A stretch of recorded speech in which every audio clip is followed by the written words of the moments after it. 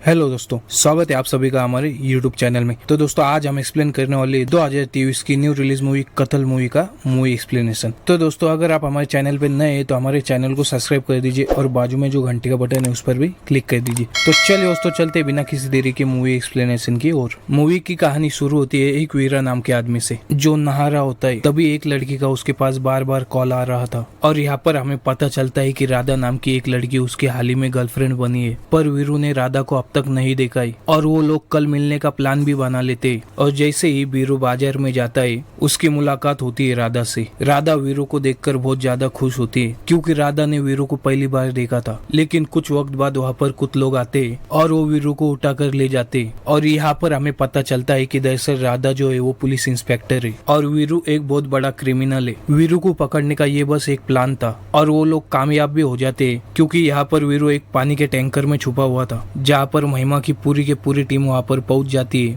और वो लोग वीरू को अरेस्ट कर लेते हैं। अगले सीन में हम डीएसपी को देख पाते हैं। डीएसपी मीडिया को बताता है कि वीरू कितना बड़ा क्रिमिनल है और उसने क्या क्या गुनाह किया है। उस पर एक बहुत बड़ा इनाम भी था लेकिन आखिर पुलिस इंस्पेक्टर महिमा ने उसे पकड़ लिया। और यहीं पर हम उसके साथ एक कांस्टेबल को देख पाते हैं जिसका नाम सौरभ था। महिमा और सौरभ एक दूसरे को पसंद करते थे। दूसरी तरफ शहर का एमएलए डीएसपी को एक जरूरी केस के लिए घर पर बुलाते और उन्हें बताते हैं कि अंकल होम गायब हो चुके हैं। और दरअसल में अंकल होम जो है वो एक कत्ल का नाम होता है। और प्रॉब्लम ये है कि आखिर डीएसपी सर इस केस के पीछे किसे लगाए। डीएसपी सर इस केस के पीछे महिमा और उसके टीम को लगा देते हैं। लेकिन यहाँ पर महिमा को समझ नहीं आ रहा था आखिर एक कत्ल के पीछे उन्हें इतना क्यों परेशान किया जा रहा है। तब इसका रीजन बताया जाता है। दरअसल कुछ दिन पहले एमएलए के घर पर एक बहुत बड़ा मंत्री आया था और एमएलए के घर पर कत्ल का अचार खाया था और वो उस अचार का दीवाना हो गया था। तब एमएलए ने उन्हें बताया ये दरअसल में अंकल होम किस्म का है और ये सिर्फ मलेशिया में ही पाया जाता है और इसलिए ये बहुत ज्यादा स्वादिष्ट भी होता है। और एमएलए जो है वो एक मंत्री पद चाहता था लेकिन वो मंत्री यहाँ पर एमएलए से कहता है वो सीएम साहब से बात करेगा। लेकिन कभी कभी उपचार और विचार काम नहीं आते लेकिन सिर्फ एक आचार काम आ जाता है। अगर तुम मुझे एक बरनी भरकर कत्ल का आचार दोगे तो वो सीएम साहब से बात करेगा। तो इस पर एमएलए ने उससे ये बात फाइनल कर ली थी कि वो उसे कत्ल का आचार देगा। लेकिन उससे पहले वो कत्ल का आचार बना पाते रात को ही वो दो कत्ल गायब हो चुके थे।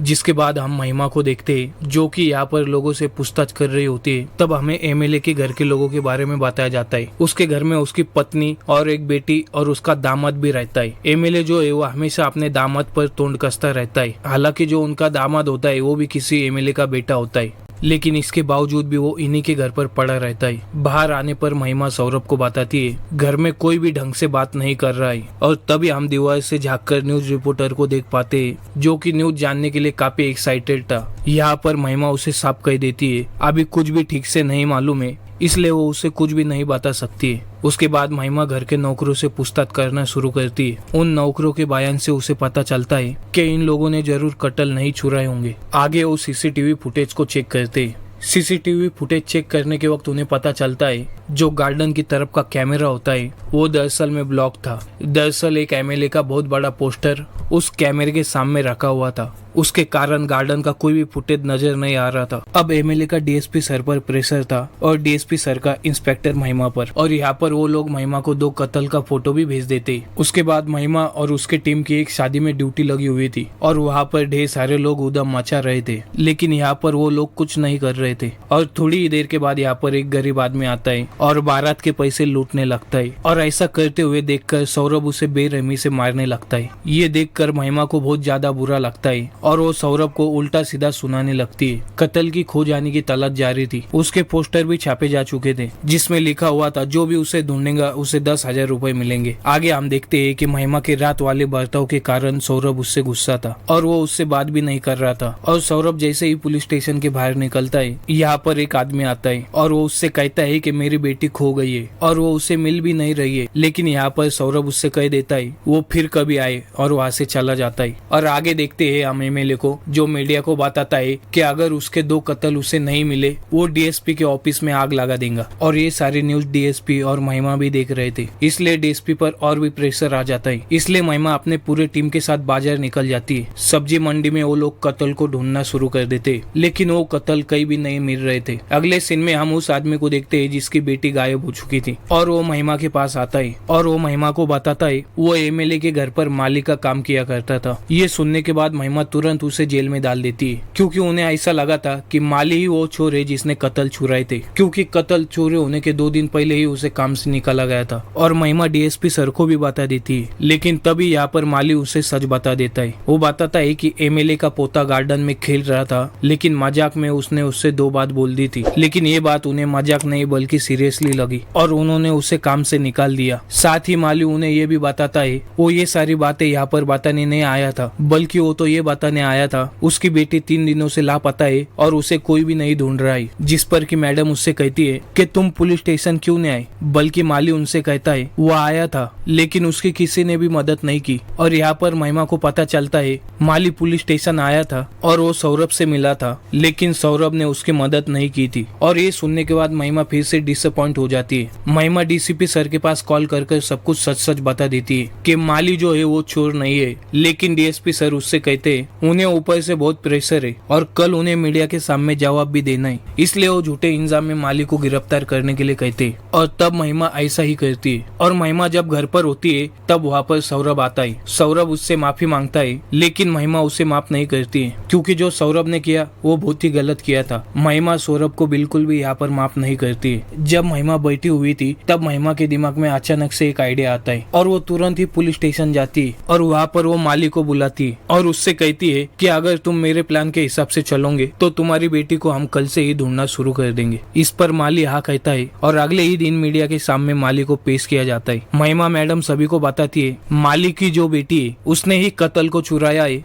और वही जानती है कि कत्ल का है, लेकिन 3 दिनों से उसकी बेटी गायब है। सबसे पहले हमें उसके लड़की को ढूंढना होगा, तभी हमें कत्ल मिलना पॉसिबल होंगे। ये बात वो डीएसपी सर को भी बता देती है और अगले ही दिन से वो माली की बेटी आमिया को ढूंढना शुरू कर देते और इस मिशन में वो सौरभ को साथ नहीं ले जाते। आमिया लड़ाकू और जिद्दी टाइप की लड़की है और वो किसी से भी नहीं डरती है, लेकिन वो छोटी जात की थी, इसीलिए कुछ मंचोलों ने उसे उठाकर ले गए होंगे। यहाँ पर महिमा उसे बताती है तुम फिलहाल जिससे बात कर रहे हो वो भी एक छोटी जात की है। महिमा उससे कहती है कि छोटी जात नहीं होती है, बल्कि छोटी तो सोच होती है, जैसे कि तुम लोगों की है। और सौरभ की इन्वेस्टिगेशन के द्वारा उसे पता चलता है कि चश्मे वाले दुकान का जो मालिक है उसके आधार से 3 सिम निकाले गए और उसी के फोन से कॉल किए गए, लेकिन यहाँ वो लोग ठीक से बात नहीं कर रहे थे और वो बदले में सौरभ की कुटाई भी करते। जिसके बाद हम महिमा और उसके टीम को देख पाते। महिमा यहाँ पर एक पान वाले के पास खड़ी हुई थी और वो उसे आमिया के बारे में पूछती है, तो पान वाला उसे बताता है कि 2-3 दिन पहले उसने उसे 3 लड़कों के साथ देखा था और आमिया जो है वो मधुश्री खाती थी जो कि एक गुटखा है, और आखिरी बार वो पान वाले ने आमिया को उन्हीं 3 लड़कों के साथ देखा था, जिसके बाद से वो चारों भी लापता है। उसके बाद हम देखते हैं कि महिमा जब उसके घर लौट रही थी तो उसे मालूम चलता है असल में अनुज जो है वो माली के पास चला गया है उसका बयान लेने के लिए, और यहाँ पर माली अनुज रिपोर्टर को सच सच बता देता है। और ये बात पता करने के बाद महिमा तुरंत ही माली के पास जाती है, लेकिन तब तक बहुत देर हो चुकी थी क्योंकि माली ने अनुज रिपोर्टर को सब कुछ बता दिया था। जिसके बाद हम देखते हैं कि अनुज रिपोर्टर वीडियो की रिकॉर्डिंग कर रहा था। वो इस न्यूज को सनसनीखेज बनाना चाहता था, लेकिन तभी यहाँ पर महिमा उसके पास आती और उसे कहती है तुम सब सच नहीं जानते हो। वो उसे कहती है कि मैं तुम्हें एक ऐसी ब्रेकिंग न्यूज दूंगी कि तुम रातों रात पॉपुलर हो जाएंगे। और तब यहाँ पर अनुज उसके बात पर गौर करता है और वो उसकी बात मान लेता है। और आगे हम देखते हैं कि महिमा जो है सौरभ से मिलने के लिए जाती है और वो उसे देखती है जो कि उसके काफी पिटाई के बाद उसके माथे पर पट्टी लगी हुई होती है। यहाँ पर महिमा उसे माफ कर देती है और अब वो फिर से साथ हो जाते हैं। उसके बाद वो लोग उस चश्मे वाले के पास जाते हैं। वो चश्मे वाला उन्हें बताता है कि उसने 12 साल से मौन व्रत रखा हुआ है, लेकिन यहाँ पर उसे अपना मौन व्रत भी तोड़ना पड़ता है।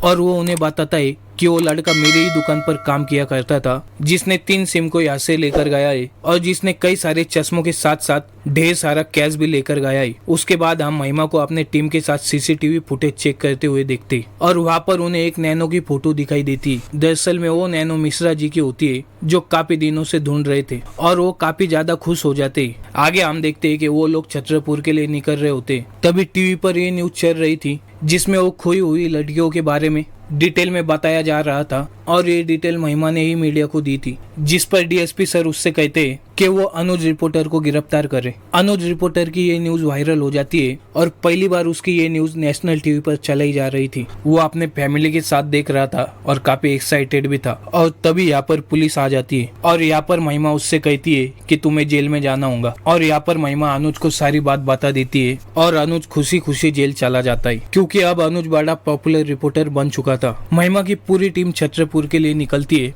क्योंकि उन मनचोलों की पूरी की पूरी टीम वहीं पर पाई गई थी। और यहाँ पर उनने एक पेट्रोल पंप से पेट्रोल डलवाया था और वो भी 200 रुपए का ही डलवाया था, जिससे महिमा समझ जाती है कि वो लोग आसपास ही है। यहाँ पर हम उन मनचोलों को देख पाते हैं जिन्होंने आमिया को किडनैप करके रखा हुआ था। वो यहाँ पर उसे एक आदमी के पास ले जा रहे होते हैं और उन्होंने डील भी कर ली थी और ये सभी लोग वहाँ से चले जाते। तभी वहाँ पर महिमा और उसकी टीम पहुंच जाती है। तब वो लोग ये समझ जाते हैं कि वो लोग यहाँ पर ही रुके हुए थे, उन्होंने यहाँ पर मैगी बनाया हुआ था। उसके बाद महिमा एक ढाबे वाले के पास रुकती है, उसे एक शुद्ध जलेबी बनाने वाले के बारे में पूछती है, क्योंकि एक आदमी है जो चश्मे वाले के वहाँ काम किया करता था और वो वहाँ पर शुद्ध जलेबी लाता था और उन्हें यहाँ पर उसका पता चल जाता है। उसके बाद वो आमिया का सौदा करने के लिए एक आदमी के पास पहुंच चुके थे और यही वो आदमी है जो शुद्ध जलेबी बनाया करता है। यहाँ पर उन्होंने 30,000 में बात की थी, लेकिन वह आदमी उन्हें सिर्फ 15,000 देता है, इसीलिए वो आमिया का थोड़ी देर मोल भाव करते। लेकिन तभी यहाँ पर महिमा और उसकी पूरी टीम पहुंच जाती है। मिश्रा जी को बाहर उनकी नैनो मिल जाती है और वो उसे देखकर बहुत खुश होते। और यहाँ पर छत पर उन दोनों टीमों के बीच में लड़ाई हो रही थी, दोनों एक दूसरे पर हावी पड़ रहे थे। तभी एक आदमी महिमा के आंख पर कुर्सी फेंकने के लिए आगे बढ़ता है और वो इसी के साथ छत से नीचे गिर जाता है, सीधा मिश्रा जी के नैनो पर। मिश्रा जी ये देखकर पूरी तरीके से अपसेट हो जाते। सभी लोग पकड़े जा चुके थे और उन लोगों को कोर्ट में पेश किया जाता है और जो वकील होता है वो कोर्ट में बताता है आमिया मिल चुकी है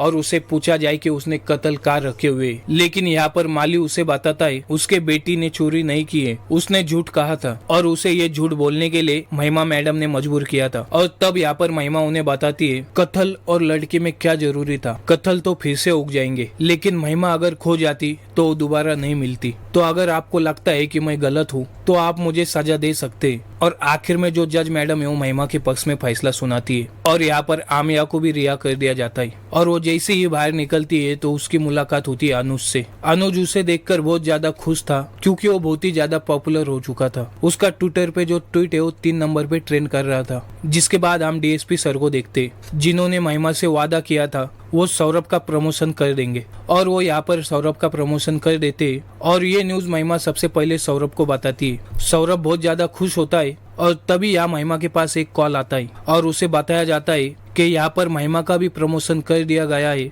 और अब वो डीएसपी बन गई है, जबकि महिमा चाह रही थी कि वो दोनों सेम लेवल पर रहे और वो एक दूसरे से वादा करते हैं कि वो हमेशा खुश रहेंगे। आखिर में हम देखते हैं कि जिन लोगों ने कत्ल चुराया था वो कोई इंसान नहीं बल्कि बंदर थे। और दोस्तों यहाँ पर मूवी एंड होती। तो दोस्तों कैसा लगा आपको हमारा मूवी एक्सप्लेनेशन वीडियो, हमें कमेंट करके जरूर बताएं। और दोस्तों अगर आप हमारे चैनल पे नए हैं तो हमारे चैनल को सब्सक्राइब कर दीजिए और बाजू में जो घंटी का बटन है उस पर भी क्लिक कर दीजिए। मिलते हैं नेक्स्ट वीडियो में, तब तक के लिए बाय।